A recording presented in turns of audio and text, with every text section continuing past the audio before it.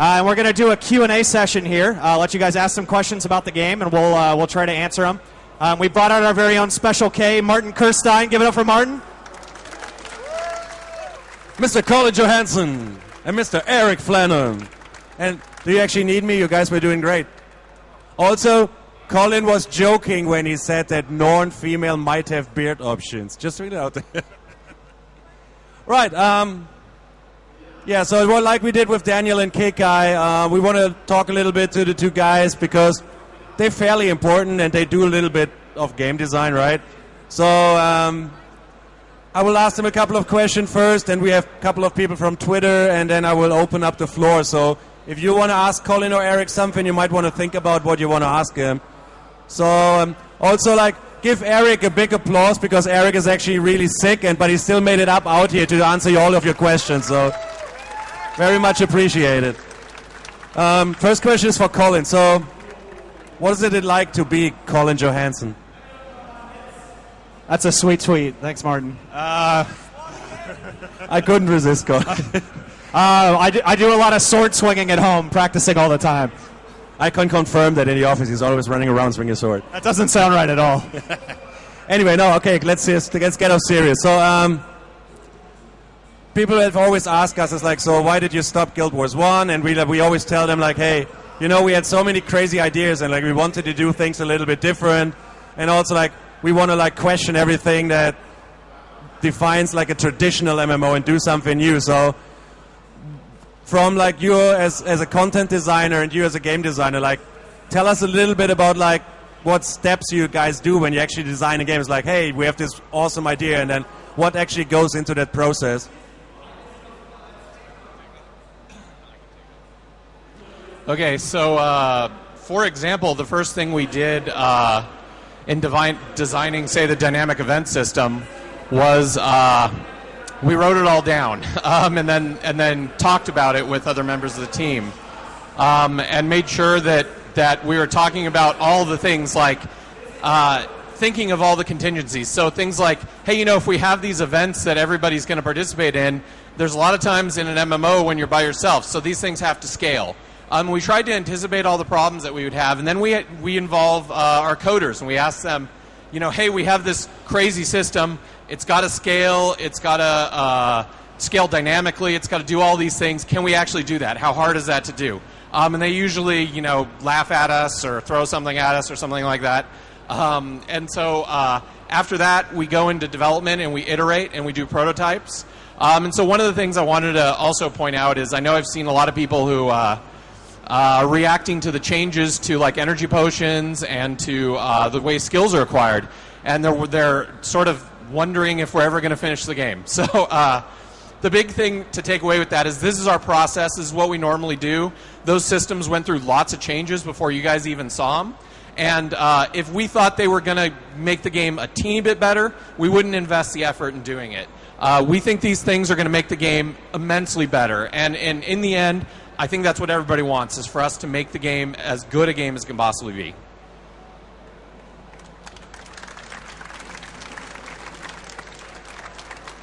So I said Eric is lead game designer and you lead content designer. There were in the art Q&A there were a lot of people who were interested so what does artists actually do? So can you shed a little bit of light on the what is actually the difference between a game designer and a content designer? Sure, yeah. So basically this varies drastically company to company in the game industry. At ArenaNet, we have a setup that you'll find at some companies. At a lot of companies, there are just game designers. At ArenaNet in particular, our design department is really split into 3 different areas. We have a world design team who is responsible for basically doing, they do level layouts, they do level design, they lay out the maps before the environment art team comes in and deals with them. And that's to make sure that we get the flow through content correct, to make sure that we have the right paths and vistas and everything we need to have. Then we have the systems design team. And the systems design team is in charge of basically designing the skills that go into the game. They build the creatures that go into the game world, and they put together things like how skill systems work, how balance is going to work. And they do things like PvP, like the competitive PvP we've got here this weekend. And then finally, there's the content design team, which is responsible for basically building the story of the world. They build the personal story, the dynamic events, the dungeons, and the characters that flesh out the world, along with working with the writing team to build all of that.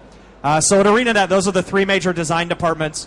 Everyone is a game designer, but they fill it in one of those three departments, except for Eric, who is the lead designer. So I think let's get to some questions that we've got from people on Twitter, or we'll get over here.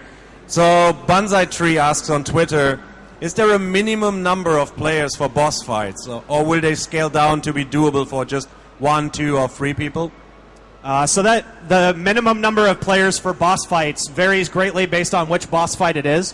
Giant prop bosses, really big bosses, they start at about 5-10 players as a minimum to do them, and they scale up to like 100 players can be participating at the same time, and the boss will continue to scale its stats to fight against them. So you can have huge epic boss battles. There are lesser bosses that scale down to a single player to be able to defeat them. Events that take groups to do are usually marked as epic events, or elite events up in the corner to help tell you what's going on. Sergeant Boxy wants to know will there be special holiday items in Guild Wars 2 like we did in Guild Wars 1? So yeah, we haven't designed any of those things yet because we're concentrating on the initial release, but we fully expect Winter's Day and Mad King and all of those things will return in Guild Wars 2, and we'll be able to do them actually probably better than we ever were able to do them in Guild Wars 1, because we can totally make use of our event system and that sort of thing. So I think we're going to expect really, really awesome holiday events once Guild Wars 2 ships. I'm pretty sure there's a lot of people that will greatly cheer now to hear that. And final question from Twitter was, this is like an easy one, what do you still need to improve or do before launch of a beta version? Before launch of beta? Yeah. What do we need to improve before launch of beta? That's an interesting question. So really, we're just trying to refine all the systems that we have in the game. We're trying to get in some of the major things that you guys may not have seen yet. So there are obviously a lot of things we've shown at these demos, but there's a lot more content that we still need to build before we would try to get that process going.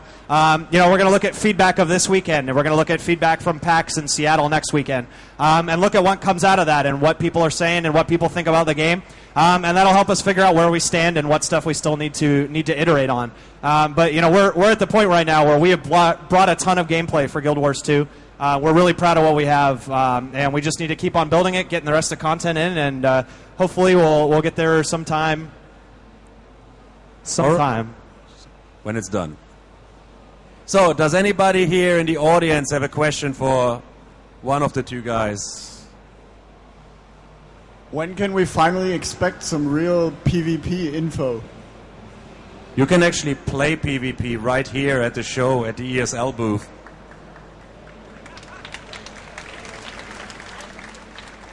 So yeah, if none of you guys know, we brought competitive PvP here this week. It's not in this booth. It's other end of the hall in the back right corner in the ESL booth. We have 5-on-5 competitive PvP going on over there all weekend long. Go check it out. Some of our devs are going to be battling tomorrow against Boon Control, which is one of the better guilds from Europe. So definitely go check that out if you get a chance as well. And you can finally answer the age-old question, are devs or gamers better? Well, today we won both games. That's right. The devs won today, but you never know tomorrow. Wird es weitere Bücher geben über die Guild Wars Story, abgesehen von den dreien, die bereits angekündigt sind? Kind of more of a lore question, but you might know. Will there be additional books set in the Guild Wars 2 universe apart from the 3 that we have done so far? Well, I think we've seen the response to the first 2 Guild Wars books was really great, and I assume the response to the third one will be great as well. We haven't officially made plans for it, but I have to assume that if the third one sells really well, then our publisher and we're going to want to continue making them.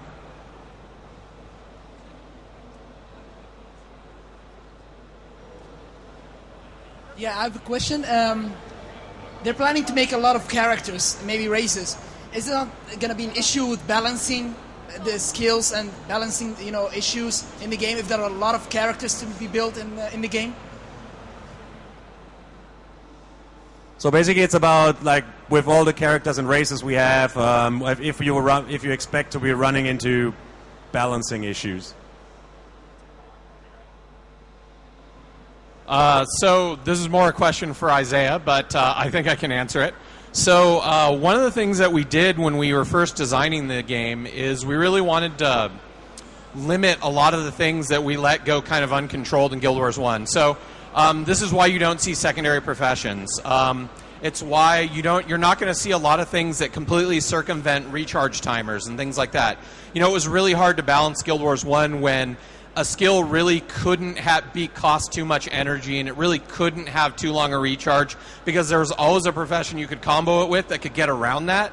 So we've put sort of restrictions on ourselves of, hey, we're not going to allow anything to like completely wipe recharge time. We're not going to allow anything to completely combo with things in sort of a bad way. So it's certainly going to be a challenge because there are a lot of options in Guild Wars 2.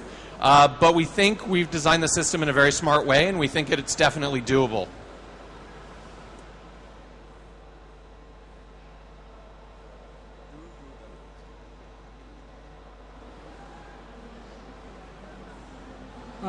So in the boss fights, I noticed there was multiple aim points on the bosses.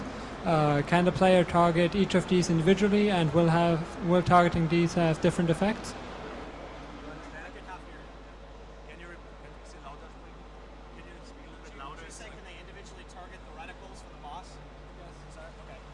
Yeah, so the question was, can you, for the boss battle that we saw up here on screen, can you individually target the different points that the boss has, and does it make a difference? So on this individual boss, the different attack points are various places you can pick to attack on him, but they don't really make a huge difference in damage on them. However, in most of the bosses in the game, they have different attack points that can come available or turn off based on conditions the players have activated, and those attack points can do different amounts of damage to the boss. So, for example, there is a giant undead dragon boss that you may see on some of these screens at some point here. And there's a huge Asura Mega Laser that can fire at him and basically knock the dragon down and stun him for a little while. And when he's stunned, the attack point on his head actually takes about 2 times more damage than the guy normally takes when he's down like that. A lot of our bosses will take advantage of mechanics like that to open up additional attack points or to do additional damage to him based on those attack points. It's the first time that I've seen airships in the new GamesCom trailer, and I would ask, have they a special meaning or just for show? We know that you can't fly on things because you want to show on the map itself, so perhaps events or...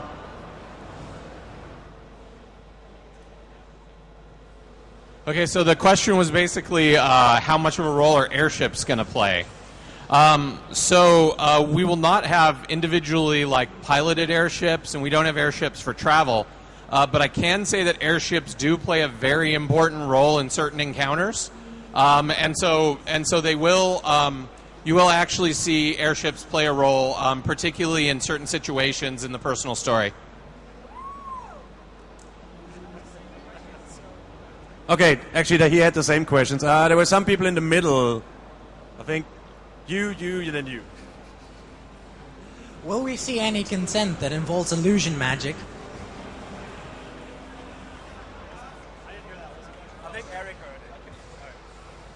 Yeah, so for people who saw, he asked if there was any content that we'll see that's illusion magic.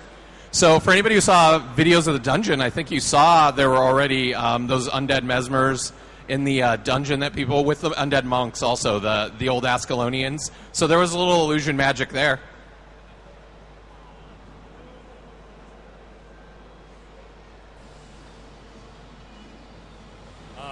I got actually 2 questions. What impact will be the social sympathy of the races you decide in your biography, and how do you explain that a human can walk into the Black Citadel?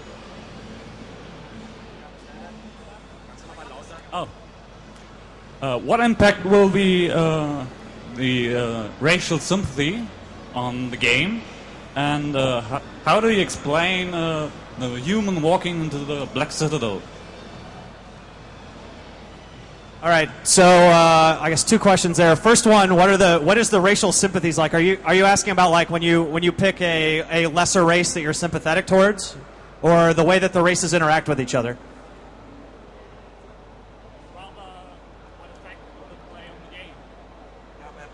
Wie die Rassen untereinander miteinander gehen oder wenn du dich für eine der geringeren Rassen entscheidest. When you pick one of the lesser races. Okay.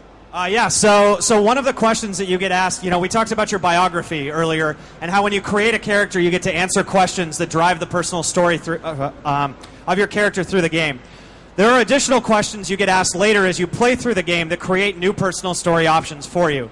For example, one of the questions you get asked that this gentleman is asking about is there a race that a lesser race in the game that you feel sympathy for, like the ogres or the Hylic or the Skrit or the Quaggin or the Grawl? And the choice you make in that question actually determines the personal story experiences that you have with that race. I'm not going to go into any more detail than that, but I will say that it does involve dealing with them and their role in the game world based on that choice that you make. And the second question was, what are humans doing in the Black Citadel? There are not very many of them there. There are very, very few. However, the Char have signed a ceasefire with the human nations, and they are not currently at war. So the Char still don't really like the humans very much. Humans don't really like the Char that much. But out of necessity of having to fight against the dragons and all the other dangers in the world, they've signed a somewhat unsteady truce to work together. So there are a few humans in Black Citadel. There are some members of the player organizations like the Vigil, the Derman Priory, and the Order of Whispers that are actually in the city actively recruiting there to try to get Char to join their organizations. There are a few humans who actually end up there, and try to live there, but they are few and far between. So we have time for like two more questions, like you, and then one from over there. It's like, yeah. I was curious if the development team had ever been considered being tested for obsessive compulsive disorder. What? I was curious if the development team had ever considered being tested for obsessive compulsive disorder.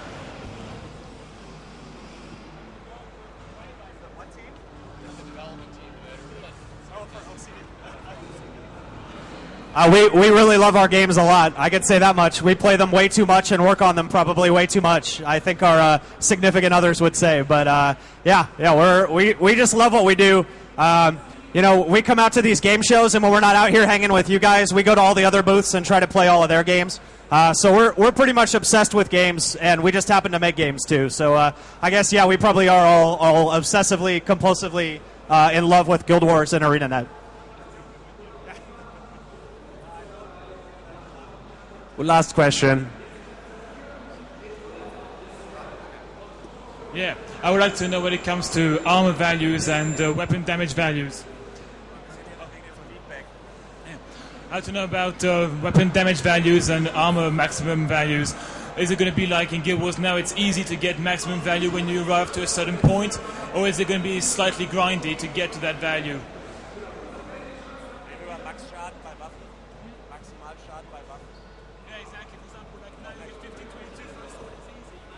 So it's about, in Guild Wars 1 it was very easy to get like a weapon with max damage stats.